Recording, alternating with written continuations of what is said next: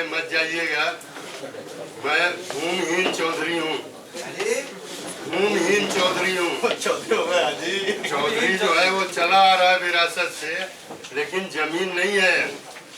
मेरे लिए ये जो भू अधिकार और जमीन की लड़ाई है, ये बहुत पुरानी लड़ाई है।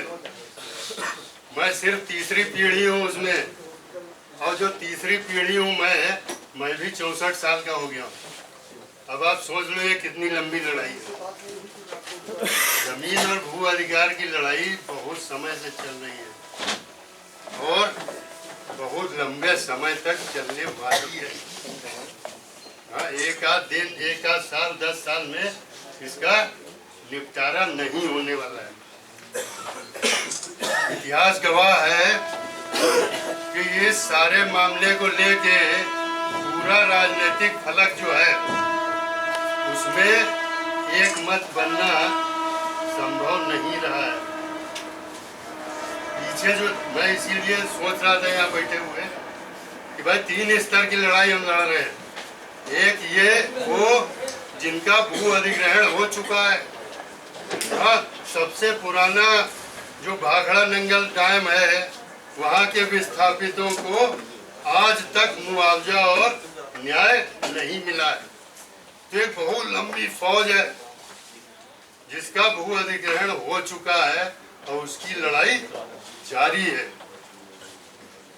2007 में हम लोग सब बहुत सारे जो विस्थापन के मुद्दे में लड़ने वाले थे वो एक साथ जंतर मंतर पे संघर्ष की प्रक्रिया के नाम से एकत्र हुए थे। उस दिन से जो जमीन का मुद्दा उठाना शुरू हुआ उसका कुछ लाभ 2013 के कानून में दिखाई दिया। उसमें भी हम विभाजित थे।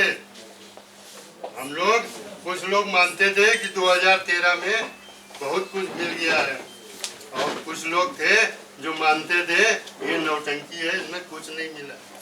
लेकिन फिर भी हम लोग साथ साथ काम करते रहे, साथ साथ लड़ाई लड़ते रहे। मैं सिर्फ ये बात कह के अपनी बात खत्म करूंगा कि ये जो 24 तारीख का मसला है, अभी क्या है, इस कमरे में बैठ के खुशी क्यों हो रही है?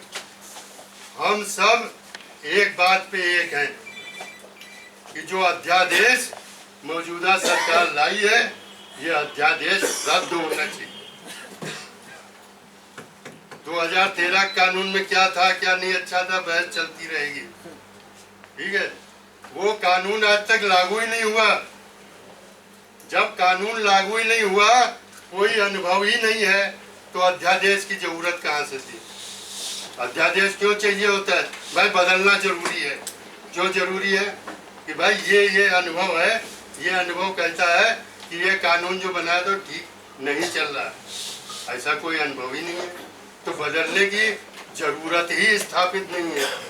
जब बदलने की जरूरत ही स्थापित नहीं है, तब फिर इतनी जल्दबाजी क्या है कि आप संसद का इंतजार नहीं कर सकते, आपको अध्यादेश लाना है।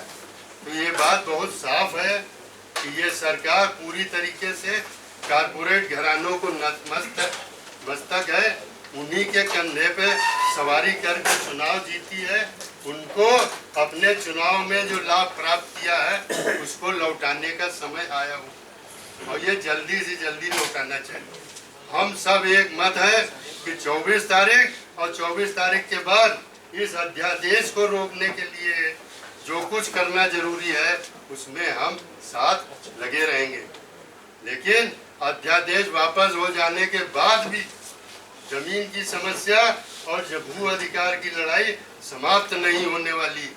उस लड़ाई को भी जारी रखते हुए जो कुछ हमको आपस में सुलह सफाई बातचीत करनी है उसको भी हम आगे चलाते रहेंगे। धन्यवाद।